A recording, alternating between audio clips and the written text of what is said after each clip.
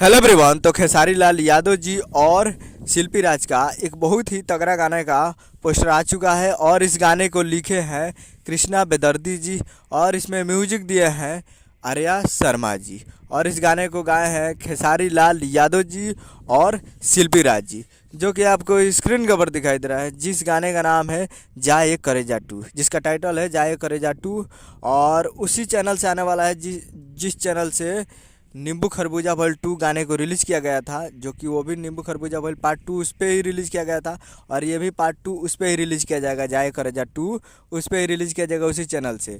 तो ये वीडियो में है खेसारी लाल यादव जी और सपना चौहान जी, फिट में है सपना चौहान जी। तो उसी चैनल से आने वाला है। तो आपको मालूम होगा कौन सा चैनल है, वेस्ट भोजपुरी यूट्यूब चैनल से इस गाने को रिलीज़ किया जाएगा। और अभी तो ये कमिंग सून है, बहुत ही जल्द आप लोगों को देखने को 1-2 दिन में, यानी कल या परसों तक ये गाना आ जाएगा। जी हाँ, 1-2 दिन इंतजार कीजिए, वेट कीजिए, जल्द ही आप लोगों को भी चाहिए वेस्ट भोजपुरी यूट्यूब चैनल पर देखने को मिलेगा। उम्मीद करूँगा वीडियो अच्छा लगा तो चैनल को सब्सक्राइब बेल आइकन पर सके ताकि इसे कैसे ले लिया था जी लेटेस्ट मिलते हैं अगले वीडियो में। तब तक के लिए जय हिंद, जय भोजपुरी।